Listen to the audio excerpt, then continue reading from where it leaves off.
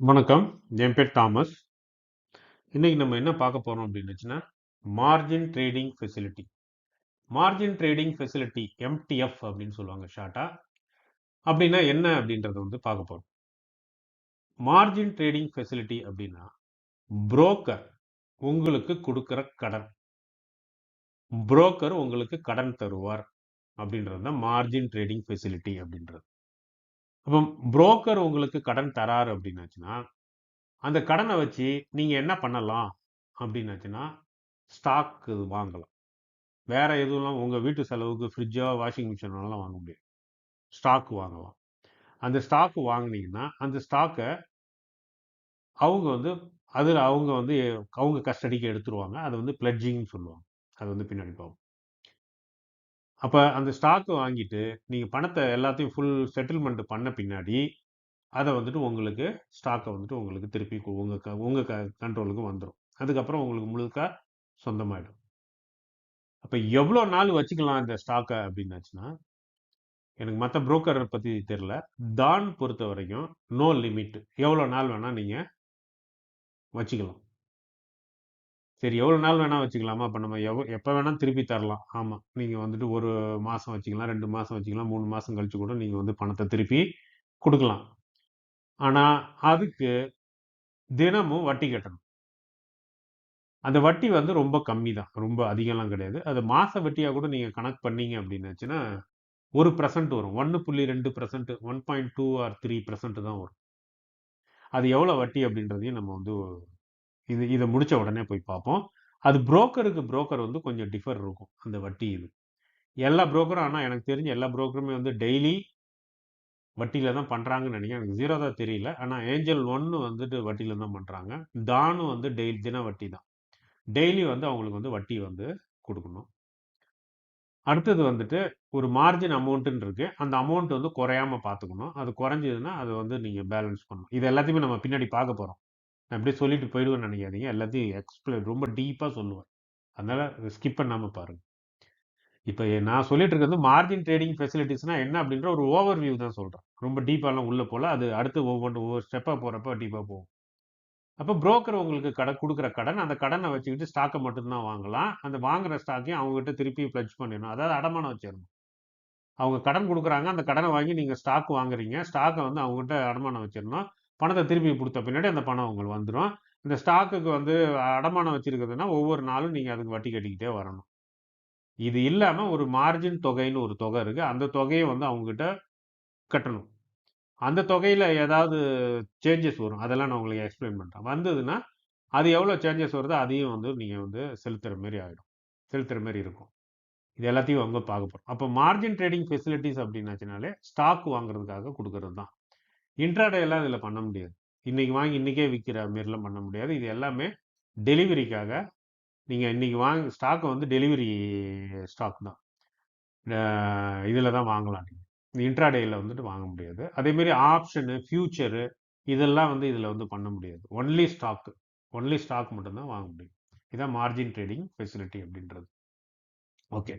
இப்போ இதை நம்ம கொஞ்சம் டீப்பாக ஒன் பை ஒன்னாக உள்ளே போயிட்டு என்னென்ன மாதிரி டைம்லாம் யூஸ் பண்ணுறாங்க அப்படின்றதெல்லாம் நம்ம தெரிஞ்சுக்க போகிறோம். ஃபினான்ஷியலில் இருக்கிறவங்களுக்கு இதெல்லாம் தெரியும். அது இல்லை, நம்ம ஏன்னா ட்ரேடர்ஸ்ன்ற நம்ம எல்லாருமே டிஃப்ரெண்ட் ஃபீல்டுல இருந்து வந்திருக்கிறதால நம்மளுக்கு இந்த மாதிரி ஃபினான்ஷியல் டைம்ஸ் எல்லாம் நம்ம தெரிஞ்சு வச்சுக்கிறது ரொம்ப நல்லது. இதுல இந்த மஞ்சள் கலர்ல சைட்ல இருக்கு பாருங்க ஸ்கிரீன்ல. அதுல நம்ம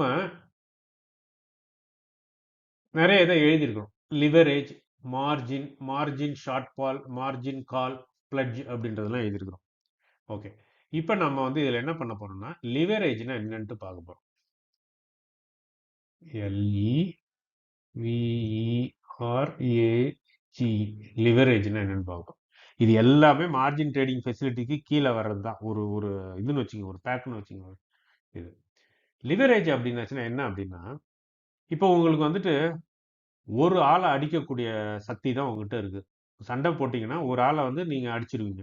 ஒரு ஆள் வந்தாருன்னா அடிச்சிருவீங்க. அந்த அளவுக்கு உங்ககிட்ட சக்தி இருக்கு. 10 பேர் வந்தாங்கன்னா உங்களால் அடிக்கிறதுக்கு சக்தி இல்லை.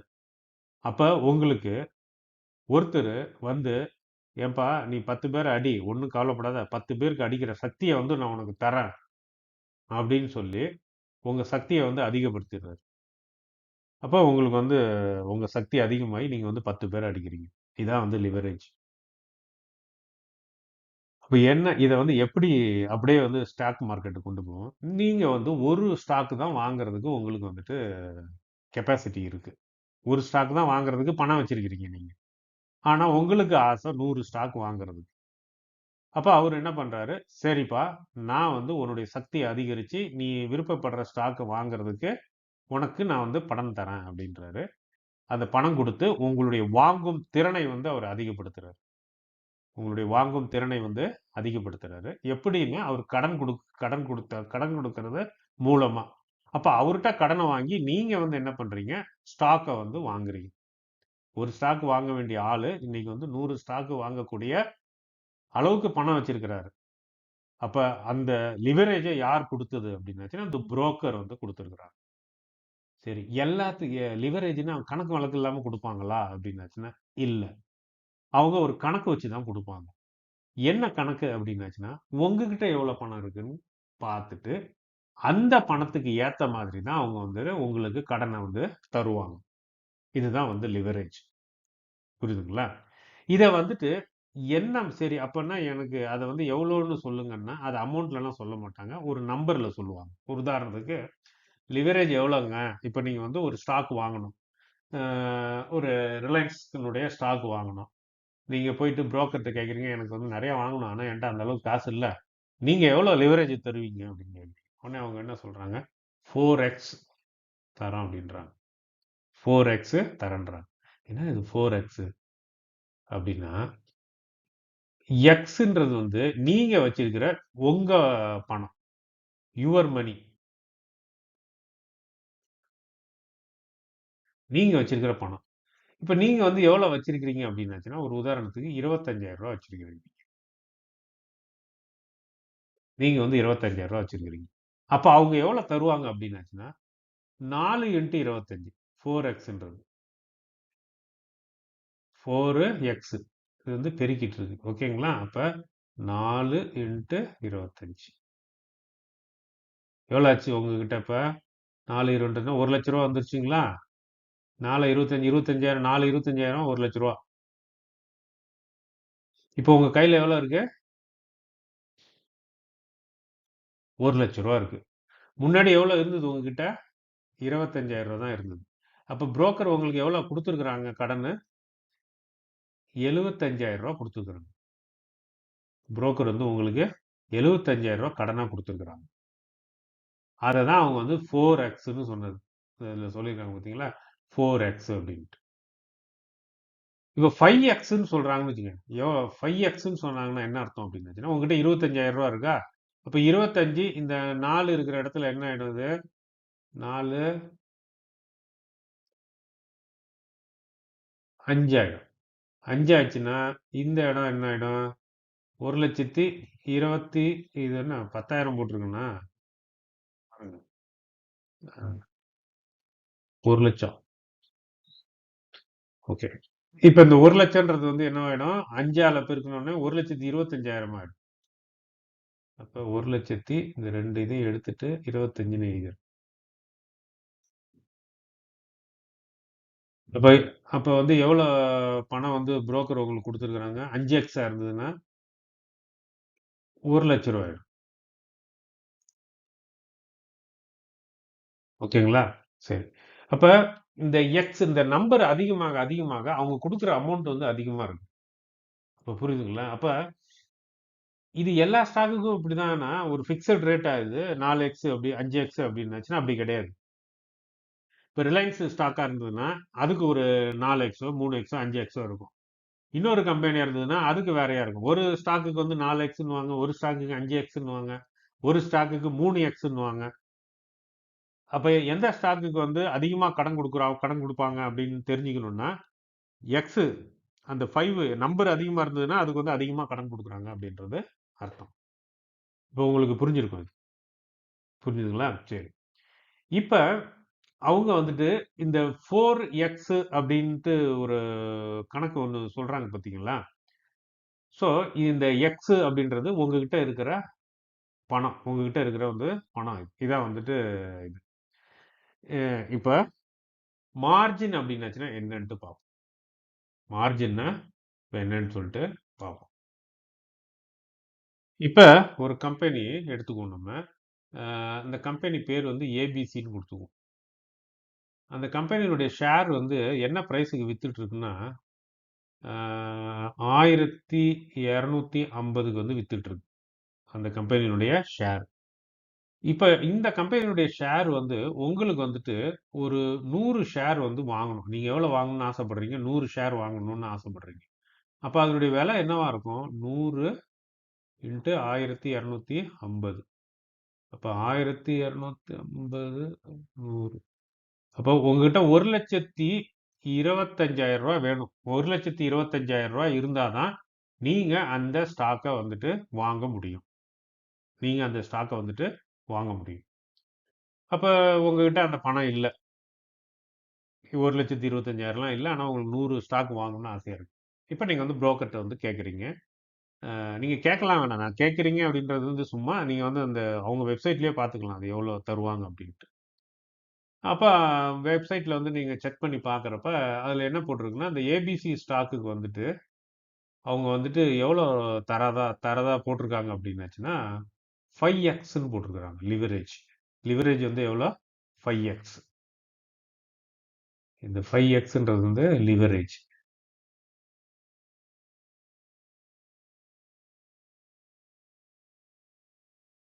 லிவரேஜ் வந்து 5எக்ஸ் தரதா போட்டிருக்கிறாங்க.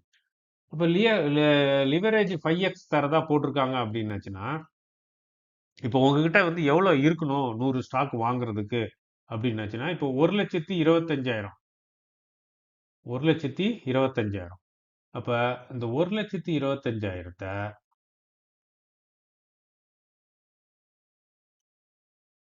1,25,000 இந்த 5 இருக்கு பாத்தீங்களா? 5எக்ஸ் தானே லிவரேஜ். இந்த 5ஆல வகுக்கணும்.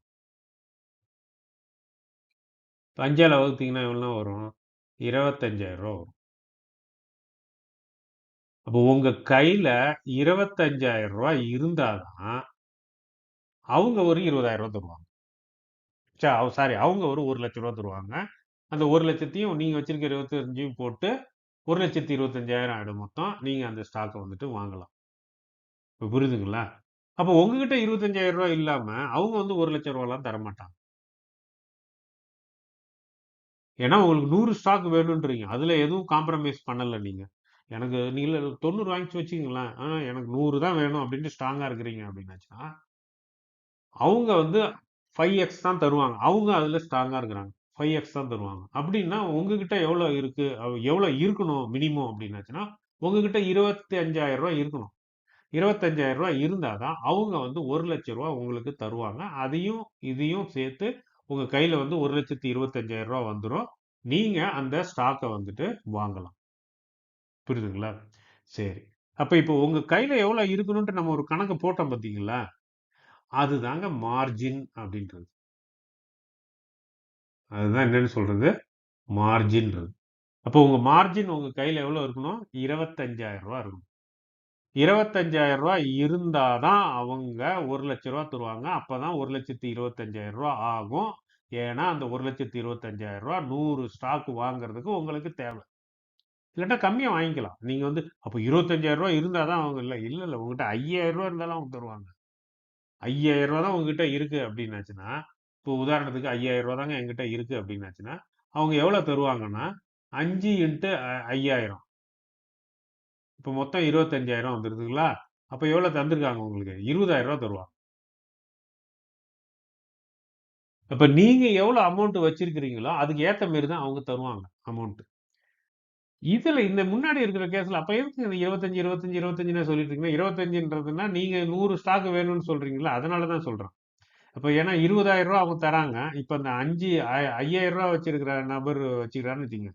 அவருக்கு வந்து ரூ. 25,000 குடுப்பாங்க. 25,000ன்னா ரூ. 20,000 குடுப்பாங்க. அவர் பணத்தையும் சேர்த்தா அது ரூ. 25,000 ஆயிடும். ஏன்னா அந்த 5எக்ஸ்ன்றதால அந்த 5ஆல மல்டிப்ளை பண்ணி வரது வந்து total amount including your amount. உங்க அமௌண்ட்டும் அதுல இருக்கு. அவங்க குடுக்குற அமௌண்ட் மட்டும் இல்ல, உங்க அமௌண்ட்டும் அதுல இருக்கு. அப்ப வந்து அந்த இத வந்துட்டு தருவாங்க. ஸோ அப்போ மார்ஜின்றது உங்களுக்கு நல்லா புரிஞ்சிருக்கும்னு நினைக்கிறேன். ஒரு அமௌண்ட்டு நீங்கள் கையில் வச்சிருக்கணும். அந்த அமௌண்ட்டை தான் நம்ம என்ன சொல்கிறோம், மார்ஜின் சொல்கிறோம். அப்போ அந்த மார்ஜினை வச்சு அவங்க கொடுக்குற அமௌண்ட்டை வச்சு நீங்கள் ஒரு ஸ்டாக்கை வாங்கிட்டீங்க. நீங்கள் விருப்பப்பட்டபடி ஒரு ஸ்டாக்கை வந்துட்டு வாங்கிட்டீங்க அப்படின்னாச்சுன்னா அதோட முடிஞ்சுது. இப்போ இந்த ஸ்டாக் வந்துருச்சு உங்கள் கைக்கு. இந்த ஸ்டாக் வந்து ஆட்டோமேட்டிக்காக வந்து இப்போ செபி வந்து முன்னாடிலாம் வந்து ஃப்ளெட்ஜ் நம்ம பண்ணணும். இப்போ வந்து ஆட்டோமேட்டிக்காக ஃப்ளெட்ஜிங் வந்து பண்ணிடுறாங்க. ஃப்ளெட்ஜ் ஆகிடும். ஃப்ளெட்ஜ்னா வந்து அவங்க கை கஸ்டடிக்கு போய்டும். அடமானம் வைக்கிற மாரி. நீங்கள் வாங்கி அவங்க கையில் கொடுத்த மாதிரி. அப்போ இந்த பணத்தை வந்து அவங்க கொடுத்த பணத்தை நீங்கள் வந்து எப்போ திருப்பி தருவீங்களோ அப்போ வந்துட்டு உங்களுக்கு அந்த ஸ்டாக் வந்து ரிலீஸ் ஆகிடும். அது வரைக்கும் அந்த ஸ்டாக்கை விற்கிறதுக்குரிய உரிமை எல்லாமே அவங்களுக்கு உண்டு. எந்த நேரத்திலையும் நீங்கள் பணத்தை தராட்டினா அவங்க வந்து மார்க்கெட்டில் விற்றுருவாங்க. ஸ்கொயர் அப் பண்ணுவாங்க. புரியுதுங்களா? ஸோ இப்போ மார்ஜின்றது உங்களுக்கு புரிஞ்சிருக்கும்னு நினைக்கிறேன். அதனால நான் திருப்பி சொல்ல வேணாம்னு நினைக்கிறேன். நீங்க வேணா திருப்பி ரிவைஸ் பண்ணி இந்த வீடியோவை வந்து பார்த்துக்குங்க. ஓகே. இப்போ நம்ம அடுத்தது என்ன பண்ண போறோம் அப்படின்னாச்சுன்னா, மார்ஜின் ஷார்ட் பால் அப்படின்றத வந்து பார்க்க போறோம். இதுல மார்ஜின் எவ்வளவு தேவைப்பட்டது? நம்ம எக்ஸாம்பிளுக்கு ஒரு இதே எடுத்துக்குவோம். இதெல்லாம் அந்த 5 எல்லாம் அழைச்சிருவோம். நம்மளுக்கு வந்து இதுல வந்து மார்ஜின் எவ்வளவு தேவைப்பட்டது? ரூ. 25,000 தேவைப்பட்டது. நம்ம 100 ஸ்டாக் வாங்குறோம். ஏபிசின்ற ஒரு கம்பெனி. அந்த கம்பெனியினுடைய ஸ்டாக் வந்து 1250க்கு விக்குது. உங்களுக்கு 100 ஸ்டாக் தேவை. ஆனா உங்க கையில இருக்கிறது ரூ. 25,000 தான். அப்படின்றப்ப அவங்க சாரி உங்க கையில எவ்வளவு இருக்குன்னுலாம் சொல்லல. உங்களுக்கு 100 ஸ்டாக் வேணும்ட்டீங்க. வேணும்ன உடனே அவங்க என்ன சொல்றாங்க? புரோக்கர் என்ன சொல்றாங்க? ஓகேங்க அந்த ஏபிசி ஸ்டாக்குக்கு வந்து நாங்க 5x தான் வந்து லிவரேஜ் தருவோம்ட்டாங்க. அப்போ 5x லிவரேஜ் தருவாங்க அப்படின்னாச்சுன்னா, உங்களுக்கு தேவையான அமௌண்ட் 100 ஸ்டாக் வாங்குறதுக்கு 1,25,000 வேணும். அப்போ இந்த 1,25,000 டிவைடட் பை 5. அந்த 5 எங்க இருந்து வந்ததுன்னா, இந்த 5. இந்த 5 எங்க இருந்து வந்ததுன்னா, இந்த 5xல இருக்கிற இந்த 5 தான் இந்த 5. அப்ப எவ்வளவு அமௌண்ட் மொத்தமா தேவையோ அந்த அமௌண்ட்டை வந்து அந்த 5ஆல டிவைட் பண்றப்ப நம்மளுக்கு 25,000 கிடைக்குது. அப்ப 25,000 உங்க கையில இருக்கணும். அப்படி இருந்தாதான் அவங்க வந்துட்டு ரூ. 1,00,000 தருவாங்க. ஏன்னா அவங்க 5xன்னு சொல்லியிருக்கிறாங்க. ஸோ அப்போ ரூ. 1,00,000 தந்தாங்கன்னா உங்ககிட்ட வந்து அமௌண்ட் வந்து என்னவாயிடும்? அவங்க அவங்க கொடுத்த உடனே 1,25,000 ஆயிடும். இந்த 1,25,000 அந்த ஸ்டாக் 100 ஸ்டாக் வாங்குறதுக்கு போதுமானது. இப்போ உங்களுக்கு பிரச்சனை முடிஞ்சிருச்சு. நீங்க ஸ்டாக்கை வாங்கிட்டீங்க. ஸ்டாக்கை வந்து ஃப்ளெட்ஜ் பண்ணியாச்சு. அவங்க கிட்ட கொடுத்தாச்சு. அடமானம் வச்சாச்சு. பணத்தை வந்து நீங்க எப்ப திருப்பி செலுத்துறீங்களோ முழுசா அப்ப வந்து அந்த ஸ்டாக் வந்து உங்க கஸ்டடிக்கு வந்துரும். அதுக்கு முன்னாடி அந்த ஸ்டாக் அவங்க என்ன வேணா பண்ணலாம். என்ன வேணா பண்ணலாம்னா உங்க பர்மிஷன் நீங்க பணம் கட்டாட்டினா அவங்க வந்து அது ஒண்ணும் பண்ண மாட்டாங்க. அவங்க வந்து ஸ்கொயர் அப் பண்ணி அவங்களுக்கு தேவையான பணத்தை எடுத்துட்டு மிச்சது உங்களுக்கு வந்துரும். இதுதான் வந்து இது. இப்ப மார்ஜின் ஷார்ட் பால். இப்ப நீங்க எவ்வளவு இருக்கணும்னு சொன்னாங்க அவங்க? ரூ. 25,000 இருக்கணும்னு சொன்னாங்கல்ல. இததான் நம்ம வந்து மார்ஜின் சொல்றோம்.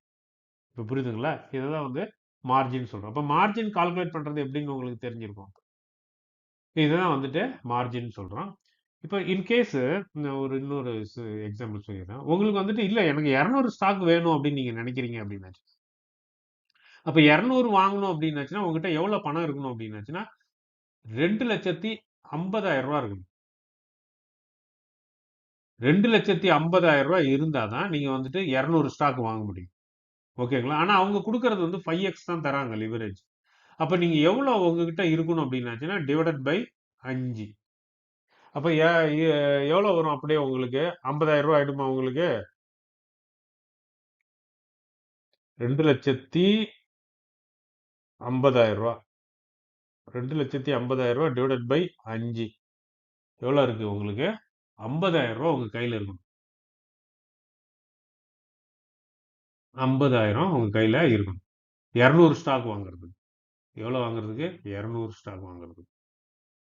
அப்ப 200 ஸ்டாக் வேணும் அப்படின்னாச்சுன்னா உங்க கையில ரூ. 50,000 இருந்ததுன்னா அவங்க ரூ. 2,00,000 உங்களுக்கு தருவாங்க. அப்ப அவங்க குடுக்கறதுல எந்த லிமிட்டும் கிடையாது. உங்க கையில இருக்கிறத பொறுத்து அவங்க வந்துட்டு உங்க கையில எவ்வளவுக்கு எவ்வளவு அதிகமா இருக்கோ அவ்வளவுக்கு அவ்வளவு அதிகமான கடனை வந்து நீங்க வந்து அவங்க கிட்ட இருந்து வாங்கிக்கலாம். புரியுதுங்களா? சோ இப்ப வந்து அப்ப இந்த கேஸ்ல வந்து உங்க மார்ஜின் வந்து எவ்வளோ? இதுல வந்து உங்க மார்ஜின் வந்து ரூ. 50,000. இதுல வந்துட்டு உங்களுடைய மார்ஜின் வந்து ரூ. 50,000. ரூ. 50,000 இருக்கணும். இந்த ரூ. 50,000ல வந்துட்டு அமௌண்ட் குறைஞ்சதுன்னா உங்களுக்கு அந்த அவங்க குடுக்குற ரூ. 2,00,000 குறையும். அப்ப அது குறைஞ்சிருச்சுன்னா நீங்க வந்து ஸ்டாக்க வந்துட்டு வாங்க முடியாது. இப்ப புரியுதுங்களா அது? ஸோ இதுதான் வந்து இது.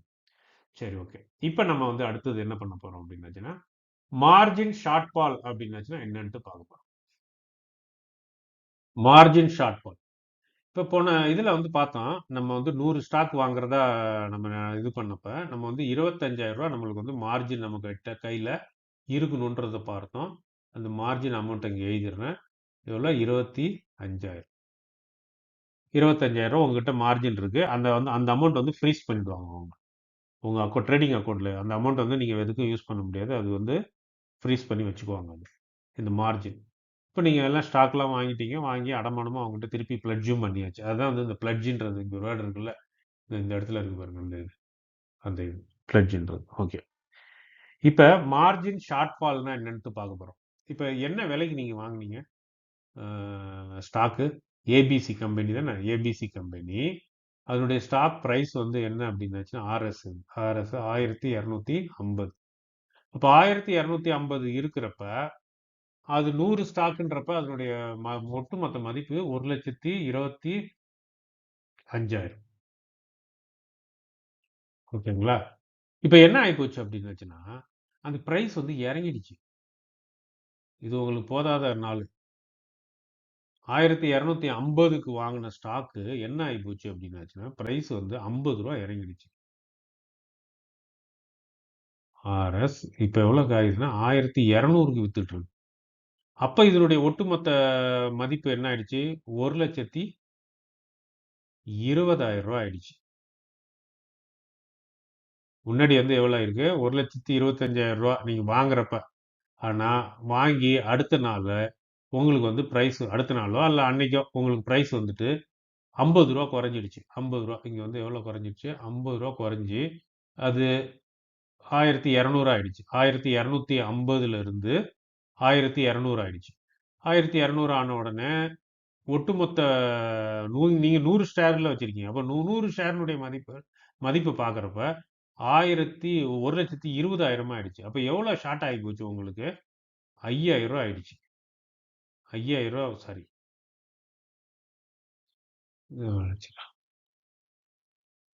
இப்ப எவ்வளோ குறைஞ்சிருக்கு உங்களுக்கு? 1,25,000 இருந்து 1,20,000ன்னா 5,000 வந்து உங்களுக்கு குறைஞ்சிடுச்சு. ஷேரினுடைய மதிப்பு. இப்ப இதுல நல்லா கவனிங்க. நல்லா ஞாபகத்துல வச்சுக்கங்க. உங்க பணம் இருக்கு. புரோக்கர்னுடைய பணமும் இருக்கு. உங்க பணம் 25,000 இருக்கு. புரோக்கருடைய பணம் வந்து 1,00,000 இருக்கு. 2த்தையும் சேர்த்தா 1,25,000. நீங்க 2 பேரும் சேர்ந்து தான் அந்த ஸ்டாக்க வாங்குனீங்க. அப்படின்னு நீங்க நினைச்சீங்கன்னா அது தப்பு. நீங்க தான் வாங்குனீங்க. நீங்க வாங்குறதுக்காக அவங்ககிட்ட கடன் கேட்டீங்க. அவங்க குடுத்தாங்க. ஆக மொத்தம் 2 பேருடைய பணமும் இருக்கு. அப்ப உங்க பணம் 25,000 அவங்களுடைய பணம் 1,00,000. அப்போ 1,25,000 இருக்கு. இப்ப வாங்கின பின்னாடி குறைஞ்சிடுச்சு 5,000. 5,000 குறைஞ்சிருச்சுன்னா, சரி 5,000 குறைஞ்சிருச்சு. நீங்க குடுத்தீங்கல்ல 1,00,000. அத நம்ம வந்து இப்படி பிரிச்சுக்குவோம். 2ஆ பிரிச்சுக்குவோம். நான் ஒரு ரூ. 2,500 லாஸ் எடுத்துக்கிறேன். நீங்க ஒரு ரூ. 2,500 லாஸ் எடுத்துக்கினீங்கன்னா, அவன் ஒத்துக்க மாட்டான் புரோக்கர். அவன் என்ன நான் உனக்கு குடுத்தது ரூ. 1,00,000 அது கைக்கு வந்துரணும். அப்ப இந்த ரூ. 5,00,000 லாஸ் ஆயிடுச்சுன்னா, அது உன் கணக்கு அது. அப்ப உன் கணக்கு அப்படின்னாச்சுன்னா, அது யாரு நம்மளுடைய கணக்குல வந்துரும் அது. அப்ப நம்மளுக்கு வந்ததுன்னா, நம்மளுக்கு ரூ. 5,000 லாஸ். புரியுதுங்களா? அப்ப நீங்க எவ்வளவு பணம் வச்சிருந்தீங்க முன்னாடி? அவன் ஒரு அமௌண்ட்ட ஃப்ரீஸ் பண்ணி வச்சான் பார்த்தீங்களா? ரூ. 25,000 நீங்க குடுக்கணும்னா அந்த அமௌண்ட். அந்த அமௌண்ட் வந்து இப்ப என்ன ஆகி போச்சுன்னா, 25,000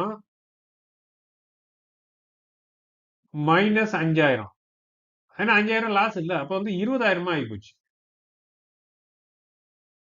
அந்த ஃப்ரீஸ் பண்ணி வச்சிருந்த அமௌண்ட் ரூ. 25,000 உங்ககிட்ட இருந்து ஃப்ரீஸ் பண்ணான்ல, அந்த அமௌண்ட் இப்ப வந்துட்டு 20,000 ஆகி போச்சு. 20,000 ஏன்னா ரூ. 5,000 பிரைஸ் இறங்குனதால. இப்ப அந்த 25,000 தான் அந்த மார்ஜின். இப்ப இந்த மார்ஜின்ல ஒரு துண்டு விழுந்துருச்சு. அதுதான் வந்து ஷார்ட் ஃபால்ன்றது. குறைஞ்சிடுச்சு. எவ்வளோ? ரூ. 5,000 குறைஞ்சிடுச்சு. ரூ. 5,000 குறைஞ்ச உடனே அவன் என்ன பண்ணுவான் அப்படின்னாச்சுன்னா, உங்களுக்கு எஸ்எம்எஸ் அனுப்புவான், மெயில் அனுப்புவான், உங்களுடைய ட்ரேடிங் ஆப்லயே உங்களுக்கு நோட்டிபிகேஷன் அனுப்புவான். மார்ஜின் வந்து ஷார்ட் ஃபால் ஆயிடுச்சு. அதனால நீங்க ரூ. 5,000 கட்டுங்கன்னுவான். நீங்க ரூ. 5,000 எங்கேயாவது கடன் வாங்கி உங்க ட்ரேடிங் அக்கவுண்ட்ல போட்டாகணும். இப்ப புரியுதுங்களா இது? இதுதான் வந்து மார்ஜின் ஷார்ட் ஃபால்ன்றது. அப்போ மார்ஜின் ஷார்ட் ஃபால் அப்படின்ன உடனே அவன் உங்களுக்கு கால் பண்ணுவான். கால்னா அந்த காலத்துல வந்து ஃபோன் பண்ணிட்டு இருந்தாங்க. அதனாலயே மார்ஜின் கால்ன்றாங்க. ஆக்சுவலா மார்ஜின் கால் அப்படின்றது உங்களுக்கு அவன் குடுக்குற இன்டிமேஷன். இப்பல்லாம் ஃபோன் பண்றது இல்ல. ஃபோனும் பண்ணுவாங்க. ரொம்ப பெரிய அமௌண்ட்டா இருந்ததுன்னா, டைரக்ட்டா உங்களுக்கு ஃபோன் பண்ணுவான். இல்லன்னா உங்களுக்கு இமெயில் அனுப்பிடுவாங்க. ஆ இது அனுப்புவாங்க. எது? உங்க ஆப்லயே வந்து உங்களுக்கு நோட்டிஃபிகேஷன் வந்துரும். புரியுதுங்களா? ஸோ அந்த மாரி வந்துட்டு உங்களுக்கு வந்துரும். வந்த பின்னாடி எவ்வளோ ஷார்ட் ஃபாலோ அந்த இத வந்து அமௌண்ட்ட வந்து நீங்க வந்து பே பண்ணணும். அப்ப அந்த ரூ. 5000 வந்து நீங்க பே பண்ணி அந்த 25ல மெயின்டெயின் பண்ணணும். என்ன ஆயிப்போச்சு, அடுத்த நாள் ஒரு ரூ. 50 இறங்கிடுச்சு. ரூ. 50 இறங்கிச்சுன்னா திருப்பி என்ன ஆச்சு உங்களுக்கு? ஆ ரூ. 5000 லாஸ். அப்ப திருப்பி வந்து நீங்க நேத்து தான் நான் ரூ. 5000 25,000த்திலிருந்து 20,000த்துக்கு குறைஞ்சப்ப நான் ரூ. 5000 குடுத்து திருப்பி 25,000 ஆக்குனேன். திருப்பி இன்னைக்கு ஒரு ரூ. 5000 குறைஞ்சு போச்சுன்னா, இன்னைக்கும் நீங்க ஒரு ரூ. 5000 கட்டணும். திருப்பி அந்த 25க்கு கொண்டு வரதுக்கு. அப்ப அந்த மார்ஜின வந்து நீங்க மெயின்டெயின் பண்ணிக்கிட்டே இருக்கணும்.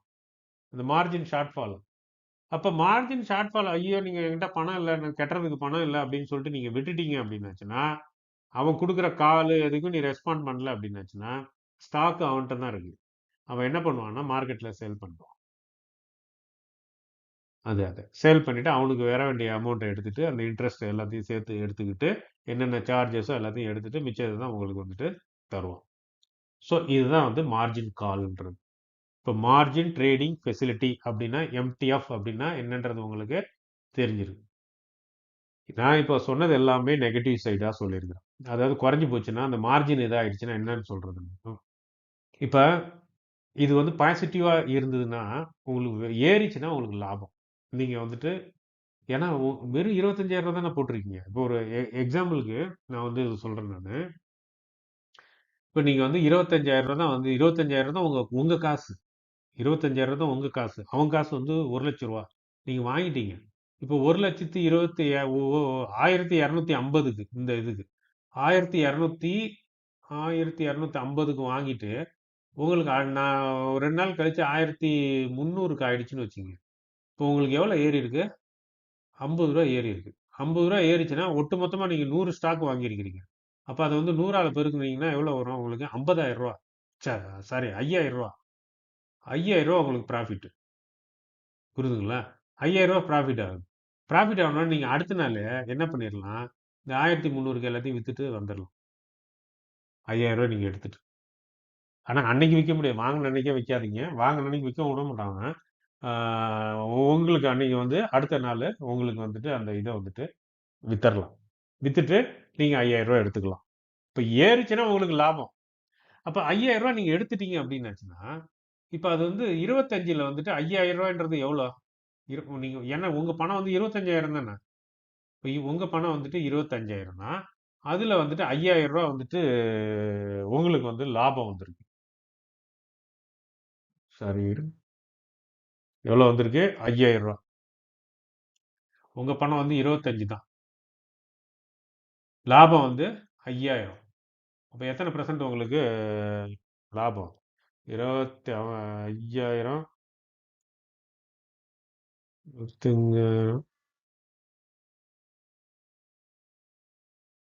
20%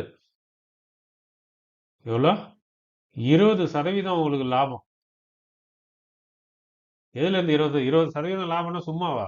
ஒரு 2 நாள்ல 20% உங்களுக்கு ப்ராஃபிட்னா, லேஸ்பட்ட விஷயம் இல்லங்க. ரொம்ப பெரிய விஷயம் அது. 20% 20%க்கு 20% வந்துட்டு உங்களுக்கு வந்துட்டு இது இங்க லாபம் கிடைக்குது. அப்ப வெறும் ஐ ரூ. 25,000 வச்சுக்கிட்டு, அதுல ரூ. 5,000 சம்பாரிக்கிறீங்கன்னா, அந்த 25,000ல வந்துட்டு 20% லாபம் எடுக்குறீங்க அப்டின்னாச்சுன்னா, வெரி கிளவர் தான் நீங்க. புரியுதுங்களா? இத வந்து ஆப்ஷன் ட்ரேடிங்கோட இத வந்து கம்பேர் பண்றப்ப, லிட்டில் பிட் கொஞ்சம் சேஃப் இது. ஏன்னா, அதுல ஆப்ஷன் ட்ரேடிங்ல நெறைய பிரச்சனை இருக்கு. அது வந்து ஆப்ஷன் பிரைஸ் இறங்கும், டெல்டாக்கா மாத்திட்டா, அ அது ஒரு பெரிய ஒரு காம்ப்ளிகேட்டடான ஒரு இது. ஆனா இந்த மாரி இதுல போறப்ப, உங்களுக்கு பெனிஃபிட் வந்து அதிகம். ஆனா இதுல வந்து என்ன ஒண்ணுன்னா, கரெக்ட்டா வந்து நீங்க ஸ்டாக்க வந்து செலக்ட் பண்ணி வாங்கணும். எந்த ஸ்டாக் ஏறும்னு தெரியுதோ, அந்த ஸ்டாக்ல வந்துட்டு நீங்க எம்டிஎஃப் யூஸ் பண்ணி வாங்கிட்டு, ஏறின உடனே வித்துட்டு வந்துடணும். ரெண்டாவது மேக்ஸிமம் ஒரு 5 டேஸ்க்கு மேலே நீங்கள் வைக்கக்கூடாது ஸ்டாக்கை. அதுக்குள்ளேயே நீங்கள் வந்து வித்துடணும். மேக்ஸிமம் முடிஞ்சதுன்னா அடுத்த நாளே ஏறிச்சுன்னா வித்துட்டு வந்துடணும். அதே போல் இந்த கிரீடினஸ் இருக்கக்கூடாது. அதாவது ஒரு பேராசை இருக்கக்கூடாது. இன்னும் ஏறும் இன்னும் ஏறுன்னு சடனாக விழுந்து போச்சுன்னா முடிஞ்சது கதை. புரியுதுங்களா? அந்த மாதிரி முடிஞ்சது கதைன்னா முடியாது. நீங்கள் அந்த மார்ஜின் ஷார்ட் ஃபாலில் இது கட்டணும், இல்லைன்னா ஸ்கொயர் ஆஃப் பண்ணி வெளில வரணும் லாஸில். ஸோ அதனால ரொம்ப பேராசை இல்லாமல் ஒரு 20%லாம் வந்து ஒரு பெரிய ஒரு இது. அந்த மாரி வந்துட்டு ஒரு 20% ஒரு 10% கிடைக்குது. ஒரு 10%க்கு மேலே கிடைச்சாலே பெருசு தான் அது. ஒரு 2 நாளில் 10 பைசாவுக்கு வட்டி விட்ட 10 பைசா வட்டிக்கு விட்ட மாரிங்க அது. எந்த ஊரில் இப்போ கந்து வட்டி விடுறவனே வந்து கம்மியாக தான் விடுறான். அந்த அளவுக்கு கொடுக்குறானான்னு தெரில. ஏன்னா இது அதோட வந்து இது அதிகம் இது. ஸோ இதனால வந்துட்டு இந்த மார்ஜின் ட்ரேடிங் ஃபெசிலிட்டிஸை வந்து நீங்கள் திறமையாக யூஸ் பண்ணீங்கன்னா நல்லா வந்து பணம் சம்பாதிக்கலாம் இதில். புரியுதுங்களா? சரி, ஓகே. இப்போ நம்ம என்ன பண்ண போகிறோம் அப்படின்னாச்சுன்னா, ரியலாக தானுனுடைய ட்ரேடிங் பிளாட்ஃபார்மில் போயிட்டு ஒரு ஸ்டாக்கை நம்ம வந்து எடுத்து அந்த ஸ்டாக்குக்கு வந்து அவங்க என்ன கொடுத்துருக்குறாங்க என்ன ஏதுன்றதெல்லாம் வந்து டீட்டெயில்டாக இப்போ வந்துட்டு பார்ப்போம். ஓகே, போமா? நீங்கள் இப்போ பார்த்துட்டு இருக்கிறது வந்து ஸ்கேன் எக்ஸ். ஸ்கேன் எக்ஸ்ன்றது வந்து தானுனுடைய ஸ்டாக் செலெக்ஷன் வெப்சைட் இது, பிளாட்ஃபார்ம் இது. அதில் தான் இருக்கிறோம். இப்போ இந்த பிளாட்ஃபார்மில் தான் நம்ம வந்துட்டு நம்மளுக்கு ஸ்விங் ட்ரேடுக்கு தேவையான என்ன ஸ்டாக்கை வந்து பண்ணலாம் அப்படின்றத வந்து செலக்ட் பண்ண போகிறோம். ஸோ இப்போ இதில் கிரியேட்டுன்றத வந்து கிளிக் பண்ணுறேன். நான் கிளிக் பண்ணோடனே இந்த ஸ்டாக் எல்லாம் லிஸ்ட் ஆகிருக்கு. இதெல்லாம் ஃபில்டர்ஸு. இந்த ஃபில்டர்ஸில் ஏதாவது நம்ம வைக்கணும்னா வைக்கலாம். இப்போ என்எஸ்சி, இண்டெக்ஸ், இண்டஸ்ட்ரி இதெல்லாம் ஒன்றும் சேஞ்ச் பண்ண வேண்டாம். Market gap.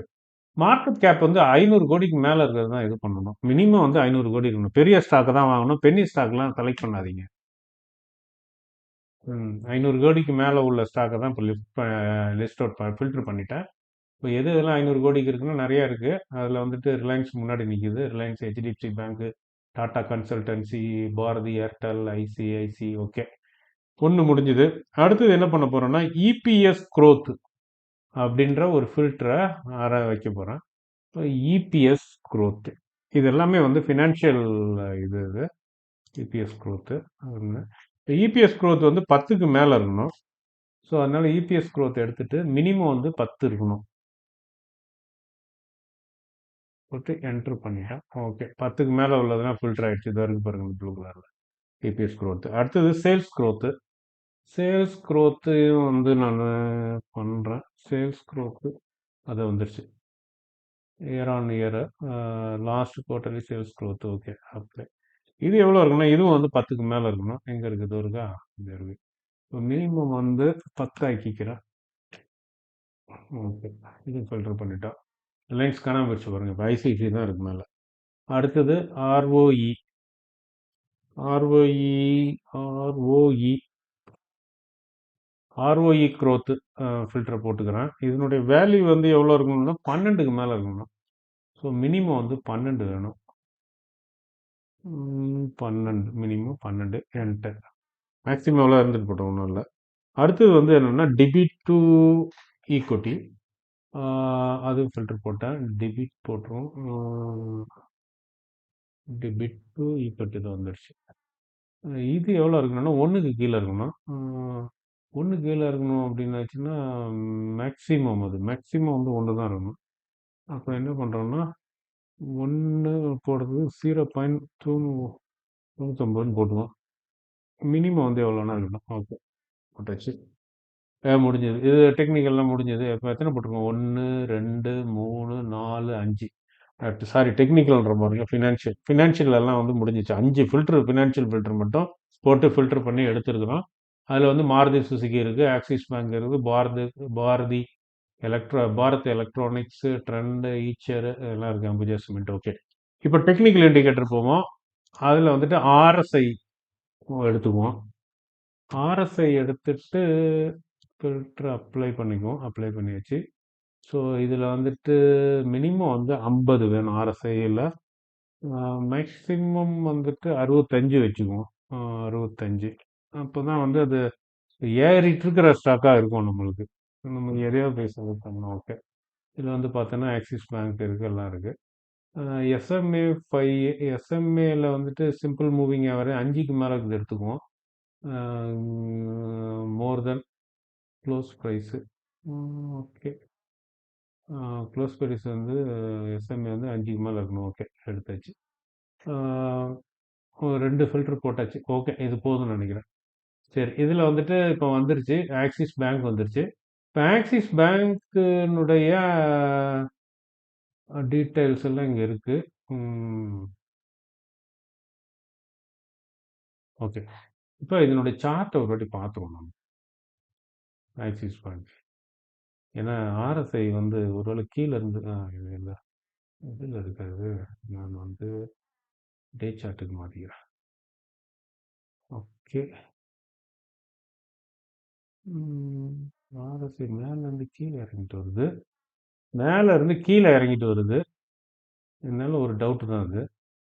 அதாவது திருப்பி எங்கேயே போகும் நம்ம கிரியேட்டருக்கு. ஓ, எல்லாம் கேன்சல் ஆகி போச்சு. ஓகே,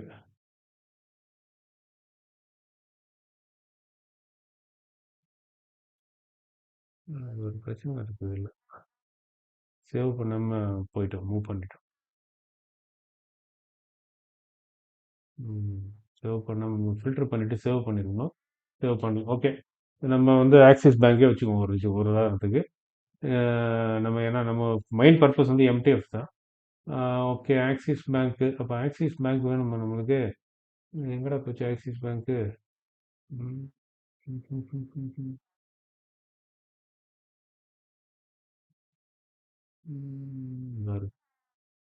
ஓகே, இப்போ இதை வந்து நான் பைன்னு கொடுக்குறேன். பை பண்ண போகிறேன்னு வச்சுக்கோங்க. நம்ம முடிவு பண்ணிட்டோம், ஆக்சிஸ் பேங்க் தான் வாங்க போகிறோன்ட்டு முடிவு பண்ணிட்டோம். முடிவு பண்ண உடனே பை வந்து இந்த பட்டன், இந்த நேராக கொண்டு போனீங்கன்னா பை செல்லுன்னு இருக்கும். இதெல்லாம் வந்து சார்ட்டு. நம்ம இதில் என்ன பண்ணுறோம், இதை வந்து பையை வந்து கிளிக் பண்ணிட்டேன். கிளிக் பண்ண உடனே உங்களுக்கு வந்து இந்த இது வந்துடுது, விண்டோ. நான் ஊற்றிக்கிறேன் நான். இப்போ இதில் பார்த்தீங்க அப்படின்னாச்சுன்னா உங்களுக்கு வந்து குவான்டிட்டி 1 இருக்குது, ப்ரைஸ் வந்து மார்க்கெட் ப்ரைஸில் இருக்குது, ரிக்வயர்டு மார்ஜின் வந்து 1068. இது எம்டிஎம்க்கு போனாது. ஓகே, இன்ஷன். இப்போ நம்ம வந்துட்டு உங்களுக்கு வந்து ஒரு 100 ஸ்டாக் வேணும். 100 டைப் பண்ணிக்கிறேன்.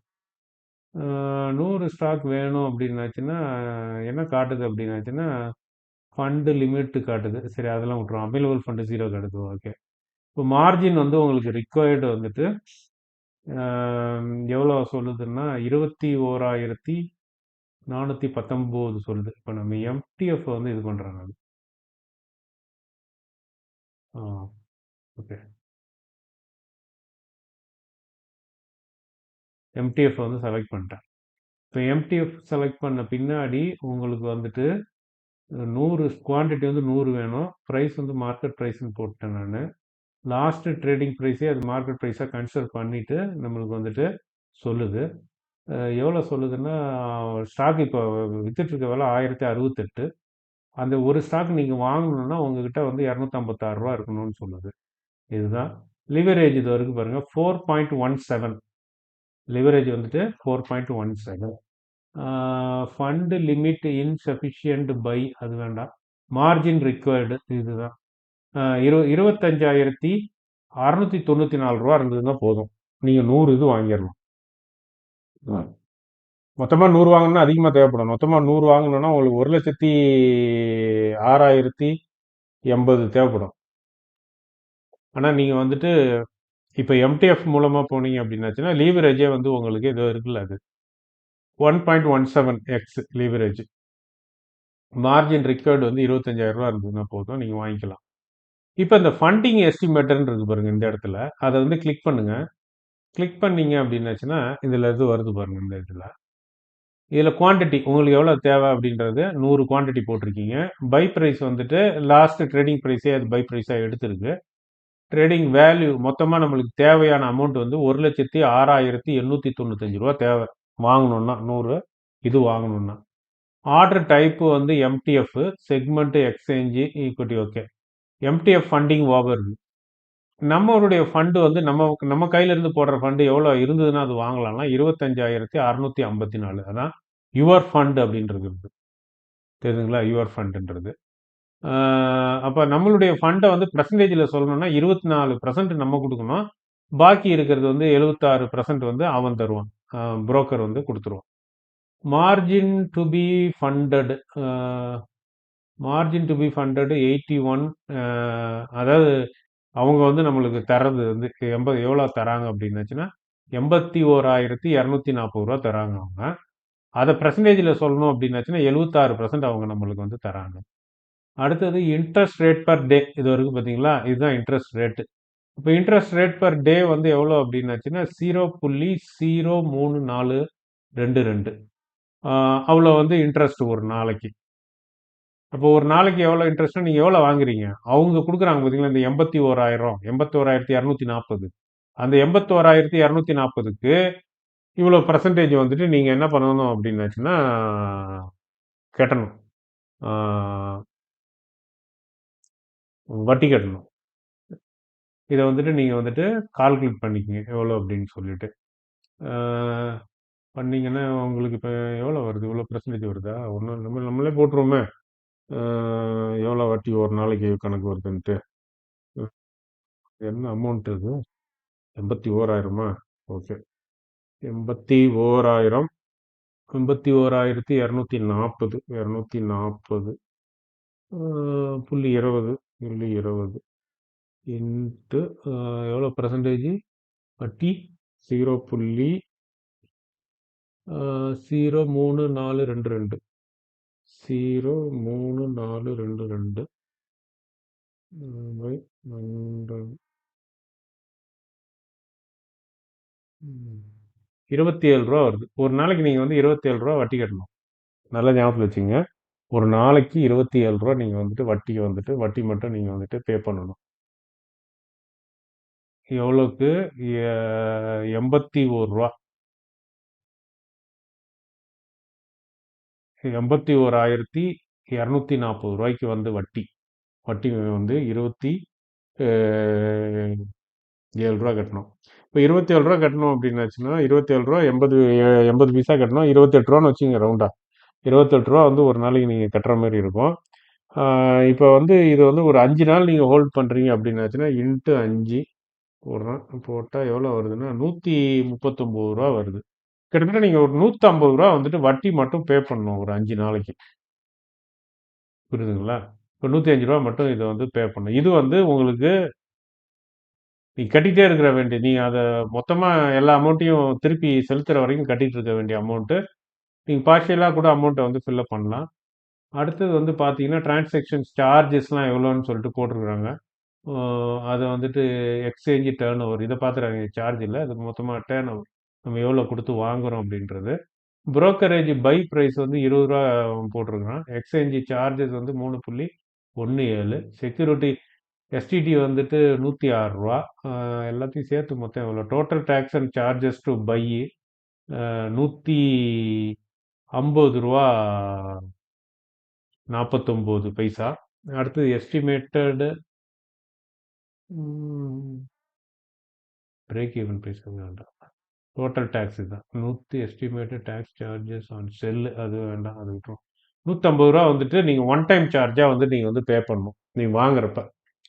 இப்போ நீங்கள் இன்னைக்கு வாங்குறீங்கன்னு வச்சுங்க 150 ரூபா அதுலேருந்து போயிடும்.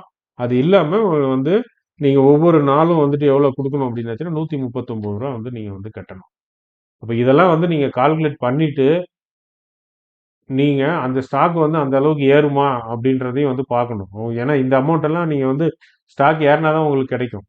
ஸோ அதனால தான் இவ்வளோ தூரம் ஃபில்டர் பண்ணிட்டு நம்ம வந்துட்டு எடுக்க பார்க்குறோம். நம்ம நம்ம அதனால ஃபில்டர் பண்ணிட்டு நீங்கள் வந்துட்டு எடுங்க. அது எடுத்துட்டீங்க அப்படின்னாச்சுன்னா அதை வந்து டைரெக்டாக நீங்கள் பை கொடுத்தீங்க அப்படின்னா இன்ஸ்டன்ட் பைன் பட்டன் இருக்குது பார்த்தீங்களா. இப்போ இதெல்லாம் வந்து கிளிக் பண்ணிங்கன்னா உடனே பை பண்ணிடும் பணம் எல்லாம் இருந்ததுன்னா. ஸோ அப்போ வந்து இதுதான் வந்து லிவரேஜ் வந்து 1.17x. ஆட் மணி ஆட் பண்ணுறதுன்னா ஆட் பண்ணிக்கலாம். ஓகே, இப்போ இது பண்ணிடும். சரி, இப்போ இது உங்களுக்கு புரிஞ்சிச்சுல்ல. ஓகே, வேணா இன்னொரு ஸ்டாக் வந்து பார்ப்போம். ஒரு உதாரணத்துக்கு வந்து சன் ஃபார்மாசூட்டிகல்ஸ் வந்து வாங்கணும்னு நினைக்கிறீங்க அப்படின்னா நான் பை கிளிக் பண்ணுறேன். கிளிக் பண்ணால் ஒரு quantity market price margin record 300. இது வந்து மார்ஜின் ரிக்கார்டுன்றது வந்து பாருங்கள் இவங்க எவ்வளோ போட்டிருக்காங்க பாருங்கள். இந்த ரெட் கலரில் இருக்குது பார்த்தீங்களா. ஃபைவ் பாயிண்ட் ஜீரோ ஒன் இதுக்கு வந்து மார்ஜின் அதிகமாக இருக்குது சன் ஃபார்மாலிட்டிகல்ஸ். என்னன்னா இப்போ சன் ஃபார்மாசூட்டிகல்ஸ் வந்து லாஸ்ட் வீக் வந்து யூஎஸ்ல வந்துட்டு ஏதோ ஒரு நியூஸ் ஒன்று பார்த்தேன் நான். அவங்க வந்துட்டு ஏதோ அவங்க ட்ரக்ஸுக்கு ஏதோ வந்து அப்ரூவல் ஏதோ கிடைச்சிருக்கிறதா கேள்விப்பட்டேன். ஸோ ஒருவேளை வந்து அதனால இருக்கலாம். இதை எம்டிஎஃப் போட்டோம் அப்படின்னாச்சுன்னா அவ்வளோ வருது. 4.17 தான் வருது. ஓகே. இப்போ இதுக்கு வந்து ஒரு 100 ஸ்டாக் வாங்கணும் அப்படின்னாச்சுன்னா இந்த இதை போட்டிங்கன்னா இதில் வந்துடும். குவான்டிட்டி வந்து 100, பை ப்ரைஸ் வந்து 1,00,000 ஓகே 1687, டோட்டல் வேல்யூ வந்து 1,68,725. அப்படியே பார்த்தீங்கன்னா யுவர் ஃபண்டு 40,000 நம்ம கையில் இருந்ததுன்னா 100 ஸ்டாக் வாங்கிடலாம். ஓகேங்களா? அதே மாதிரி தான் எதுவுமே பார்த்துக்குங்க அது. ஸோ இந்த எம்டிஎஃப்பை பொறுத்த வரைக்கும் ஸ்டாக்கை வந்து கரெக்டாக நீங்கள் வந்து செலக்ட் பண்ணி கரெக்டான டைமிங்கில் வாங்கினீங்க அப்படின்னாச்சுன்னா வாங்கி நீங்கள் அடுத்த நாளே கூட விற்றுட்டு வெளில வந்துடலாம். 20% ப்ராஃபிட்டு எடுக்கலாம். 10க்கு மேலே எடுத்தாலே போதுமே. 2 நாளைக்கு 10 ரூபா வட்டி அப்படின்னாச்சுன்னா மாதத்துக்கு 5 ரூபா வட்டின்றது எங்கே இருக்குது? ஒரு நாளைக்கு 5 நாளுக்கு 20 ரூபா வட்டி அப்படின்ற மாரினா நல்ல வட்டி கூடுற பிஸ்னஸ் தான் இது. நம்ம வேற யார்கிட்டயும் இருந்து ஏன்னா நம்ம காசும் கிடையாது இது. நம்ம அவங்ககிட்ட புரோக்கர்ட்ட இருந்து வாங்குறோம். அவன்கிட்ட இருந்து வட்டிக்கு தான் வாங்குறோம். அதனால அவன்கிட்ட இருந்து கம்மியான விலைக்கு வாங்கிட்டு நம்ம இதில் லாபத்தை பார்த்துட்டு வித்துட்டு வரலாம். ஆனால் இதில் நெகட்டிவ் சைடு என்ன அப்படின்னாச்சுன்னா மார்க்கெட்டு நம்ம எதிர்பார்த்த மாரி போகாமல் வாங்கின ரிவர்ஸ் ஆகி போச்சுன்னா தான் வந்து சிக்கல். ஓகேங்களா? சரி பாருங்க. அடுத்த வீடியோவில் வந்துட்டு பார்ப்போம். உங்களுக்கு ஏதாவது டவுட் இருந்ததுன்னா இதில் நான் சொல்லாமல் விட்டது உங்களுக்குள்ள இருக்கிற டவுட் இருந்ததுன்னா அதை வந்துட்டு சொல்லுங்க. ரெண்டாவது இந்த தானுடைய அக்கௌண்ட் ஓப்பனிங் டிமேட் அக்கௌண்ட் ஓப்பனிங்கோட லிங்க் வந்து என்னுடைய டிஸ்கிரிப்ஷனில் இருக்கும் இந்த வீடியோ கீழே. அதை பாருங்கள். நீங்கள் ஓப்பன் பண்ணுறதா இருந்தீங்கன்னா நீங்கள் அதை கிளிக் பண்ணி ஓப்பன் பண்ணிக்கங்க. இந்த சேனலை வந்து சப்ஸ்கிரைப் பண்ணாமல் இருந்தீங்கன்னா சப்ஸ்கிரைப் பண்ணிக்கங்க.